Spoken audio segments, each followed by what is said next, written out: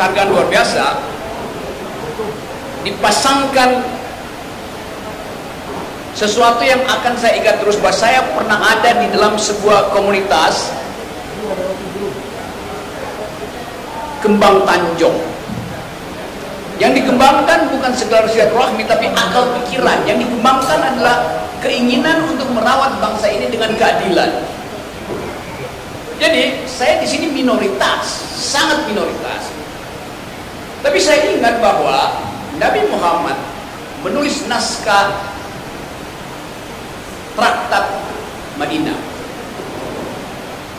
yang isinya adalah dalil tentang kesetaraan manusia, yang isinya adalah undangan persahabatan. Jadi sangat kontekstual yang diterangkan tadi oleh teman-teman, bahwa kita masuk di dalam upaya untuk merefleksikan gaya berpikir, gaya batin, gaya politik dari Nabi Muhammad.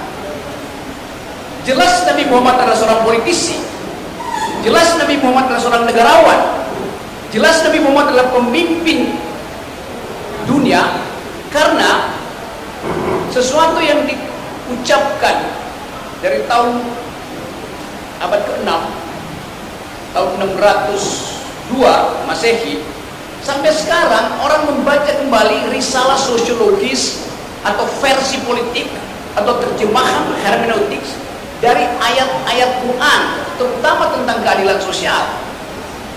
Sekarang ada keresahan di dunia ini, desain apa yang memungkinkan manusia hidup berdampingan dalam status keadilan sosial. Ada kapitalisme, gagal. Ada komunisme, berbahaya. Orang masuk sekarang pada upaya untuk memikirkan jenis ekonomi, jenis transaksi sosial yang dasarnya adalah kesetaraan manusia. Orang pergi pada studi-studi baru tentang Islam, karena Islam adalah dokumen yang selesai, dokumen yang final, sebagai revelation, sebagai wahyu. Tidak ada interpretasi. Setelah itu, 1 tahun setelah meninggalnya Nabi, naskah itu selesai dan tidak ada interpretasi lain. Jadi orang melihat betul bahwa secara tekstual Quran itu memuat secara sempurna, secara lengkap seluruh bayangan manusia tentang kehidupan pribadi, kehidupan dengan alam, kehidupan dengan akhirat, dan kehidupan bernegara. Jadi saya menganggap bahwa ini ada satu dokumen sosial yang jadi acuan ketika dunia mengalami fata morgana, mengalami ilusi tentang masa depan. Itu yang memungkinkan. Saya belajar filsafat Islam cukup lama, 5-6 tahun, dan sekarang masih baca tuh.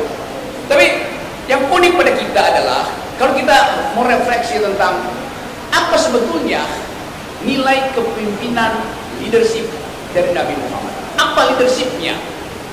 Fakta pertama adalah kepemimpinan beliau terus menjadi model dari sepertiga umat manusia. Banyak sekali itu. Kalau sekarang 9 miliar, ada 3 miliar orang secara statistik yang menganggap bahwa desain keadilan sosial ada pada Islam. Kita punya Pancasila, tapi itu adalah kesepakatan kewarganegaraan yang interpretasinya masih macam-macam itu.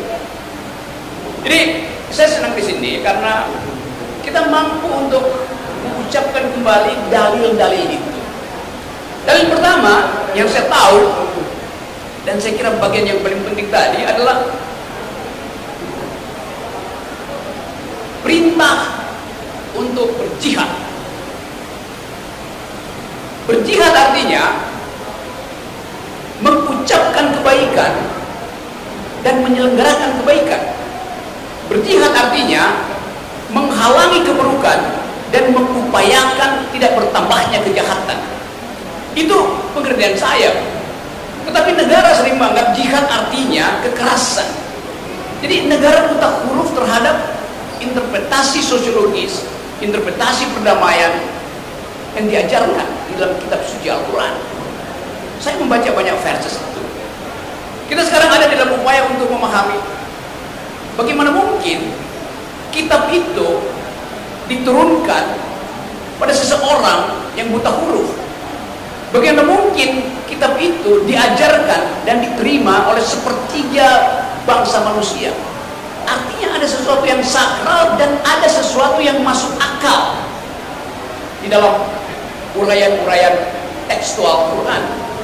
Nah, bagian yang masuk akal ini yang bisa kita persoalkan. Mempersoalkan artinya membaca secara serius supaya kita bisa ambil saripati keadilan, saripati kebenaran, dan saripati kejujuran.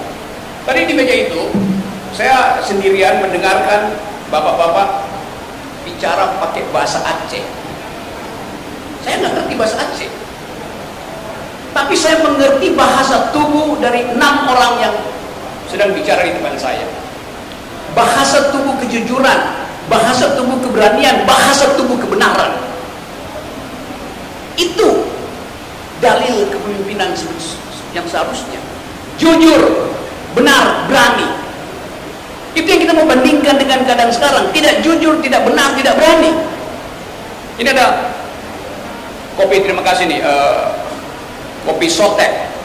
Sok tahu tapi ekonomi kurang. Gak apa-apa, tapi enak kopinya. Kalau keadaan sekarang namanya sotok. Sok tahu tapi otak kurang.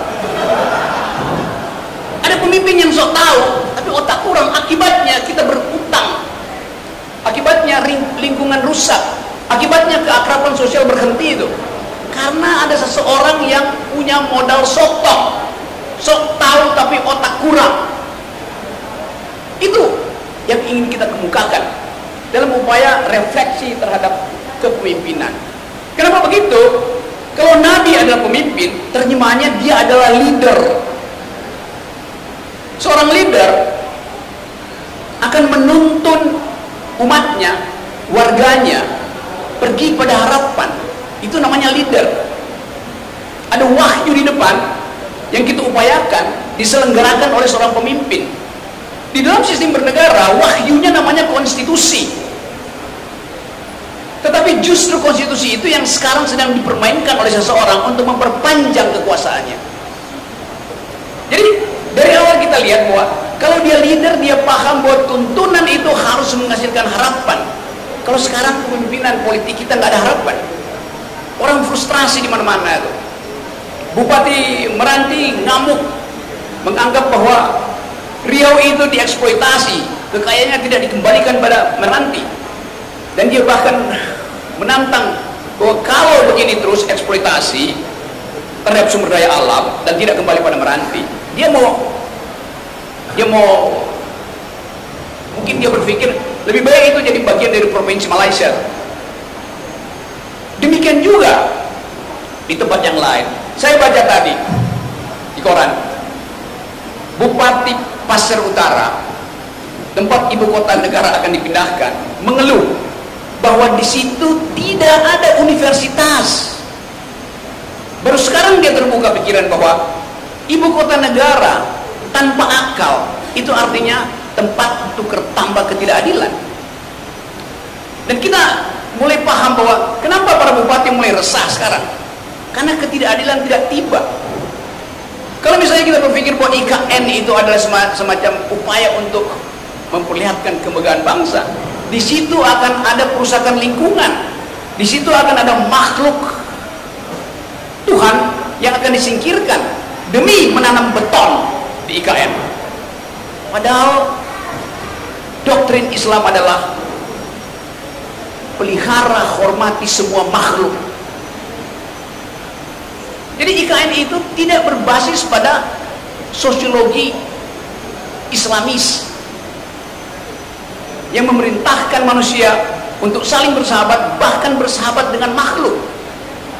Kalau kita perluas pembicaraan ini, kita kehilangan kemampuan untuk membaca masa depan, karena seolah keadilan sosial itu terhalang oleh kita. Doktrin sosial Islam adalah kesetaraan manusia, bahkan kesetaraan antar makhluk, penghormatan antar makhluk. Kita diminta untuk berlaku dalam perspektif mencintai itu, bukan memusuhi.